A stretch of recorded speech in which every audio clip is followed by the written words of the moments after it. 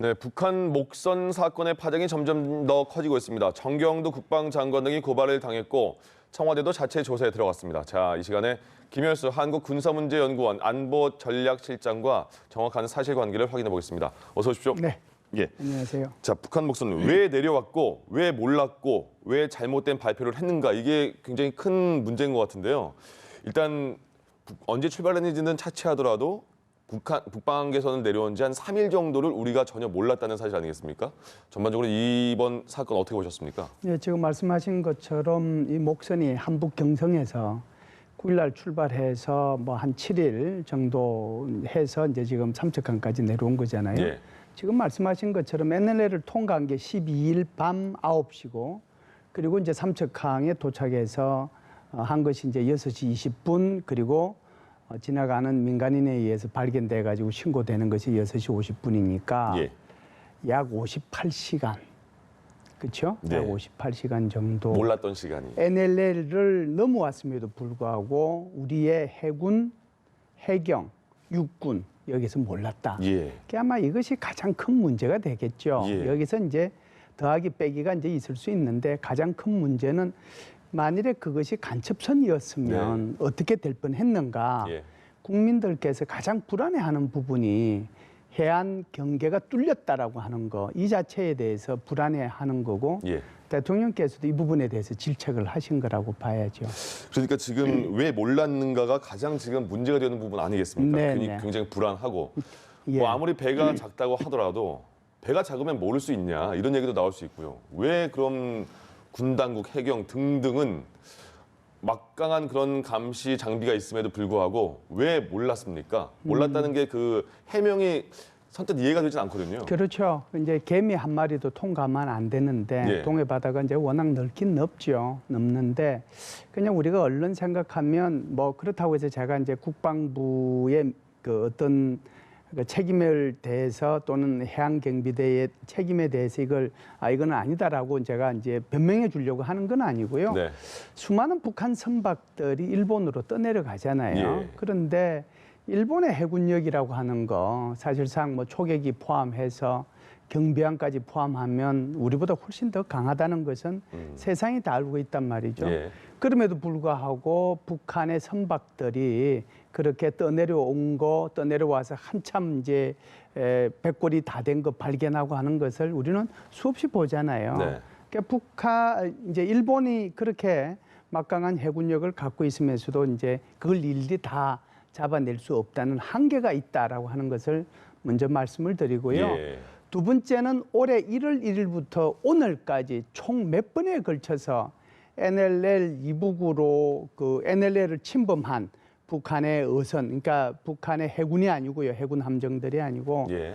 북한의 어선들을 이제 다시 NLL 이북으로 돌려보냈느냐 하면 70번 있었어요. 네. 말이 그렇지 70번에 걸쳐서 이제 동해의 NLL과 서해의 NLL 상에서 지금은 이제 오징어 잡이철이고 그러니까 북한의 어선단이 구성이 돼가지고 잠시 이제 내려오기도 하거든요. 예. 그때마다 이제 우리 해군이 이제 이걸 가지고 올라가라고 그랬는데 이제 예를 들면 그런 어선단이나 그런 어선 같은 경우는 그나마 규모가 있잖아요. 네.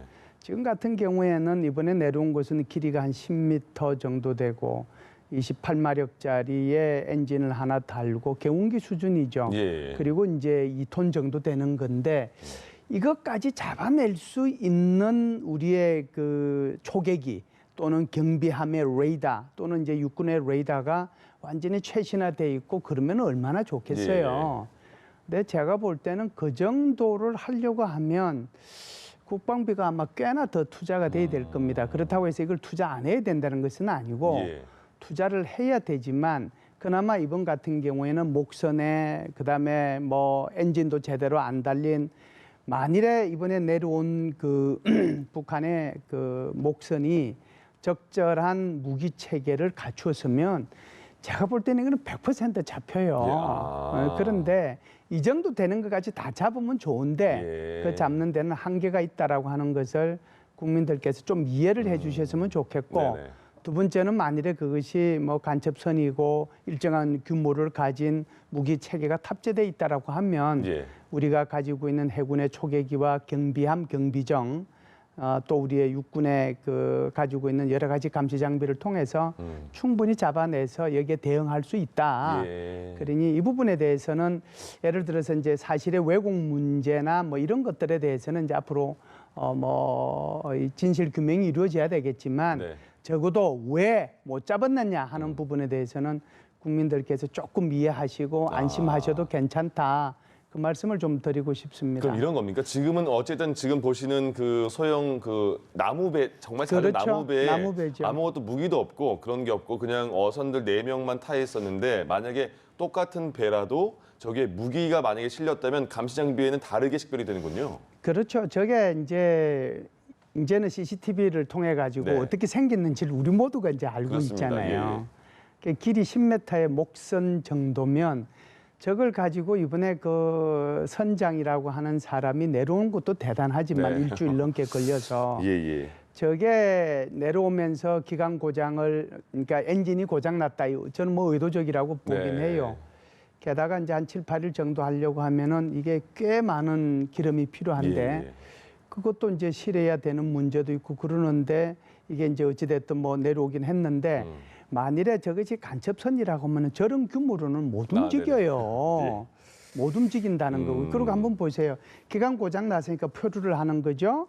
그리고 또 어떤 때는 일부러 삼척항 외곽에서 한 4, 5km 넘어되는 데서 난입할 길을 기다리기 위해서 엔진을 꺼놓고 대기하고 있었잖아요. 네.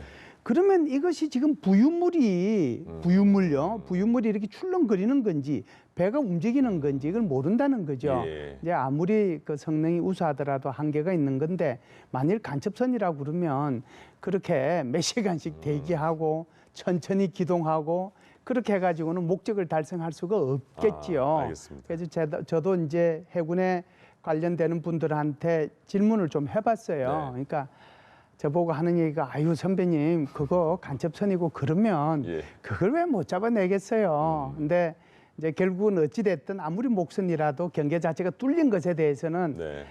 뭐 그것이 해군이든 육군이든 뭐 어느 누구든지 간에 입이 10개라도 할 말이 없으니까 그 말을 못 하고 있습니다. 네. 그러니 오늘 방송 나가면 좀 대변을 잘해 주십시오. 뭐 이렇게 얘기하더라고요. 일단 대변은 됐네요.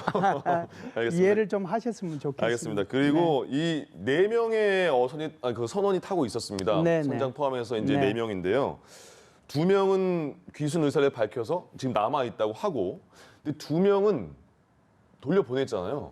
근데 들어온 지 확인이 되고 하루 정도인가 있다가 조사를 끝내고 돌려보낸 거에 대해서 많은 얘기가 나오고 있습니다. 이렇게 빨리 조사를 끝내고 돌려보낼 수가 있느냐, 어떻게 보십니까? 예, 사실은 뭐 우리가 11일 날이죠. 예. 불과 뭐 한 10일 전인데 그때도 북한의 어선이 그 표류해가지고 속초항까지 왔잖아요. 예. 속초항 근방까지. 그래서 우리 해군에서 그걸 이제 해가지고 바로 NLL 북쪽으로 해서 돌려보내줬거든요. 네.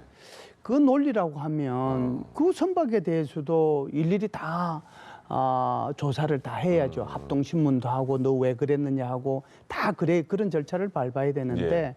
북한 스스로가 북한 선장이 우리가 이거 기관 고장이 나서 표류된 거다. 우리는 다시 올라가고 싶다니까 확인해 보니까 아무런 무기 없고 그러니까 바로 올려 보내준 거거든요. 이번에 같은 경우에는 4명의 선원이 있었지만 선장하고 다른 1명, 네. 소위 말해서 한국 드라마를 봤다라고 하는 사람. 그래서 걸렸다. 그렇죠. 예. 이 두 사람은 확고한 기순의 의지를 갖고 있었고요. 네. 그런데 다른 2명은 왜 그러냐 하면 그래도 이게 북한의 어선단에 끼어들어 가지고 우리의 이제 그 건해와 북한이 생각하는 건해 또는 우리가 생각하는 원해와 북한이 생각하는 원해는 좀 다릅니다만은 네. 어찌됐든 조금 해안에서 조금 멀리 나가려고 하면 기본적으로 4명 이상이 타야 그나마 이제 원해에서 그 어업을 할 수 있거든요. 조업을. 그러니까 출항하는 조건이 4명 이상. 그렇죠. 예, 예. 그래서 이제 4명이 갔는데 결국은 둘이는 기순하려고 했는데 둘이를 이제 설득을 해야 되니까 그 설득할 때는 기순한다고 설득한 게 아니고 우리가 지금 배를 이제 조업을 하러 가니까 같이 가자라고 이제 얘기를 한 거겠죠. 그러니까 그 두 사람은 전혀 이제 이 기순할 의사가 없었던 거죠. 네. 제가 볼 때는요, 이게 지금 울릉도로 갔다가 다시 이제 이쪽으로 오는 과정 속에서 한 이틀 표류도 하고 그랬다라고 하잖아요. 예. 그것이 결국은 거기에 기순 의사가 없는 두 사람, 그 두 사람을 설득하는 명분이 저는 됐다라고 생각해요.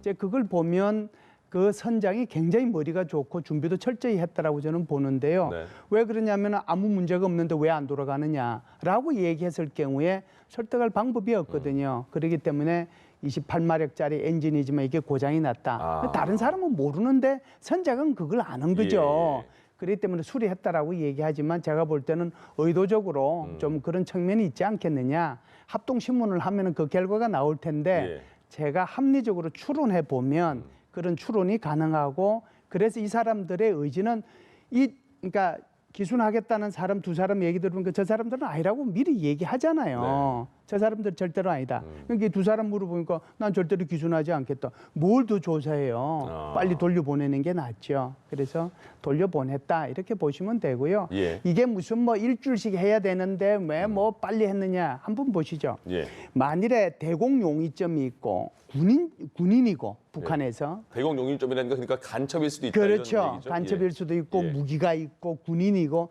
만일 그랬다라고 하면은 그런 식으로 절대로 돌려보낼 수 없죠. 네. 제가 볼 때는 어떻게 보면은 순수한 북한 어민일 수 있거든요. 그렇기 때문에 금방 확인해보고 더 이상 뭐 신문할 게 없으니까 바로 예. 돌려보냈다라고 보고요.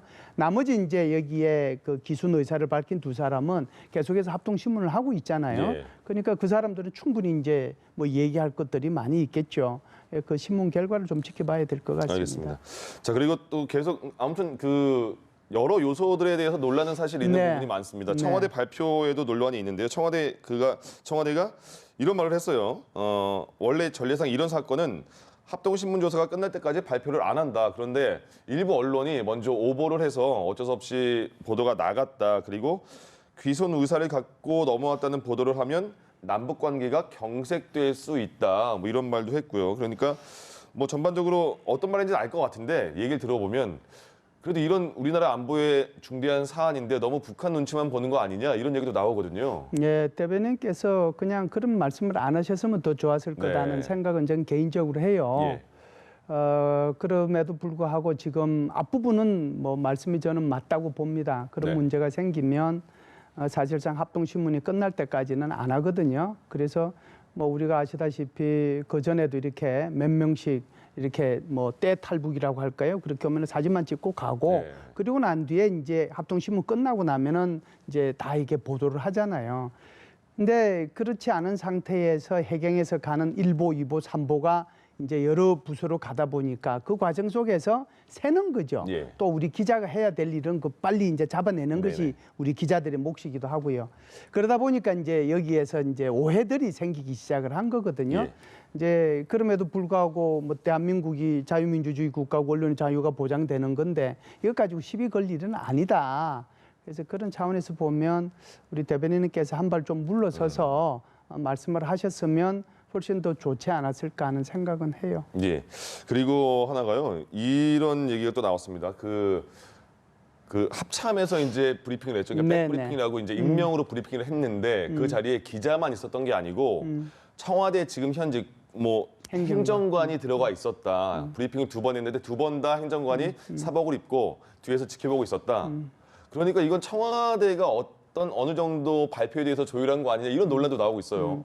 그러니까 이제 그거는 두 가지로 나눠서 얘기해 볼 수 있는데요. 예. 청와대 행정관이 왜 합참에서 그 공보관이 그렇게 발표하는 자리에 갔느냐 하는 네. 게 이제 문제고 또 왜 그 사람은 사복 입고 있었느냐 뭐 예. 이런 건데요. 저는 이제 이렇게 언론 보도들을 보면서 이게 한쪽으로 몰다 보니까 이제 이런 데까지 갔겠구나 이런 생각을 하는데 예. 사실상 국방부에 있는 이제 합참이 있는 현역 군인들은 전부 다 전투복을 입거나 근무복을 입어요. 예.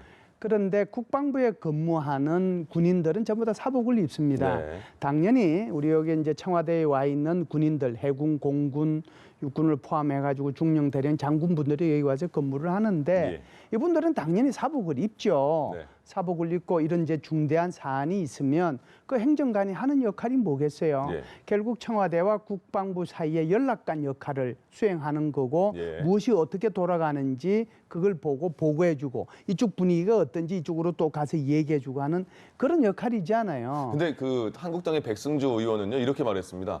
내가 31년 동안 그 이 관계 일을 했는데 그동안 국방부의 브리핑에서 청와대 행정관이 들어온 적은 한 번도 없었다. 저는 이런 생각을 합니다. 백성조 예. 의원은 뭐 제가 안 지가 한 20-30년 됐는데 네. 워낙 잘 아는 사이죠. 국방부 차관도 하셨기 때문에 네. 그런 부분은 오히려 더 저보다 잘 알 수도 있지만 예. 반대로 모를 수도 있다라고 생각을 해요. 그 전에 예를 들어서 이명박 정부, 박근혜 정부, 그 이전의 정부들도 청와대에 이렇게 파견 나간 행정관들은 항상 있었고 예. 이분들이 중요한 일이 있을 때마다 왔는데 의식을 못하거나 인식을 못하는 경우가 대부분이죠. 네네. 예를 들어서 국방부 차관이 저기에 지금 청와대 행정관이 들어와 있네. 그걸 어떻게 인식하겠어요? 예. 모르죠. 단지 이 행정관은 네. 그 자리에 나타나려고 하면 예. 사전 협조는 해야 됩니다. 네, 국방부하고. 네. 나 브리핑실에 들어가는데 괜찮냐? 오케이 들어와라. 그 정도 허락은 저는 받았을 거라고 봐요. 알겠습니다. 자, 그리고 이게 초반에 정말 그 합참의 발표가 왜 이랬을까라는 부분이 이 점인데요. 초반에 발표 때문에 사건을 지금 은폐하고 숨기려고 하고 있다 이런 얘기 아니겠습니까? 초반에 이랬습니다. 처음에 북한 목선은 떠내려왔고 삼척항 인근에서 발견이 됐다. 삼척항에 들어왔다도 말이 아니고요. 인근에서 발견이 돼서 예인을 했다. 근데 알고 보니까 군 당국이 발견한 것도 아니고 그 지역 어민이 어디서 왔습니까? 북한에서 왔습니다. 이런 거 아니겠습니까? 112에 신고한 거 아니겠습니까? 초반은 왜 이렇게 그 국민에게 발표를 이렇게 했을까요? 제가 참 이번에 이 국방부에서 17일 날 발표를 하고 19일 날 백브리핑 하는 걸 보면서 예. 참 안타깝다는 생각은 예. 들긴 했어요. 왜 그러냐면 그러니까 해양경찰청에서 1보, 2보, 3보를 올렸잖아요. 네. 1보, 2보, 3보를 올렸는데 1보, 2보, 3보의 정확도, 신뢰도 그게 어느 정도 되는지는 이제 그게 누구든지 간에 의심을 가지고 봐요. 왜 그러냐면 합동신문이 끝날 때까지는 그 사실관계를 모르는 거거든요. 네. 그렇기 때문에 이 1보, 2보, 3보에 대한 내용을 합참공보실장이 충분히 이해를 하고 예. 그리고 나서 이것을 가지고 다시 체크, 리체크, 더블 체크처럼 다시 정말 군인이기 때문에 해양경찰청에 물어봐서 맞느냐? 네. 그러면은 그걸 그대로 얘기하면 되잖아요. 그런데 그게 아니고 사실상 첫 번째 보도가 나가고 난 뒤에 보고를 하고 난 뒤에 바로 삼척항에서 어디로 이 배를 옮겼느냐 하면 1함대 사령부가 있는 동해항으로 옮겼어요. 네. 그러니까 사실은 그 군대에서 뭘 좀 알려고 하더라도 정확하게 어디였는지 어떻게 됐는지 또 엔진은 있었는지 고장은 났었는지 GPS는 원래 달려 있었는지 그렇지 않으면은 GPS를 휴대하는 것인지 이걸 모르는 상태에서 한 거거든요. 예. 그래서 조금 이 부분이 우리 국방부에서 대처하는데 조금 미흡했다라는 생각이 들고요. 예. 두 번째는 제가 국방부 옹호하는 거 아닙니다. 네. 그러니까 오해하지 마시고요. 예. 국방부에서는 이런 생각을 한 거예요. 오로지 국방부가 해야 될 부분은 경계 부분만 얘기해야 되는 거예요. 경계.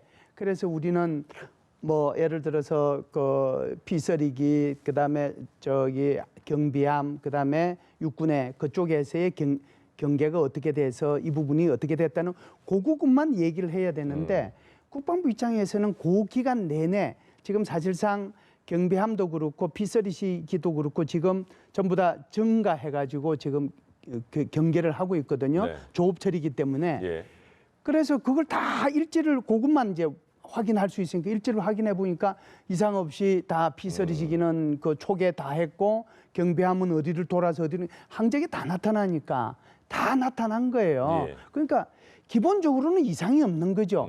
그 얘기를 하고 싶었는데 사실상 그 앞부분에 인근이라고 얘기를 했고 또 사실상 어떻게 보면 이게 엔진이 고장이 이제 나서 표류한 것도 있었잖아요. 네네네, 중간에 있었죠. 그러니까 이제 예를 들면 이런 부분들은 국방부가 해야 될 일이 아니고 예. 합동신문이 끝날 때까지 기다려서 해야 되는데 이걸 이제 그 경계 부분만 얘기하기 짧으니까 앞에 두 문장이 들어갔는데 예. 그게 조금 지금 발목을 잡고 오히려 예. 국민들한테 이렇게 신뢰를 잃게 하는 그런 좀 우를 범하지 않았는가 네. 그런 생각은 합니다. 알겠습니다. 어쨌든 뭐 이 과정은 이해가 안 가는 국민들이 있는 거는 정말 사실이고요. 그리고 이게 정치권의 쟁점으로 돼 있고 문재인 대통령도 확실하게 조사해서 점검을 하라 이렇게 했으니까요. 조사 결과를 또 기다려 봐야겠습니다. 지금까지 김열수 한국군사문제연구원 안보전략실장과 함께했습니다. 고맙습니다.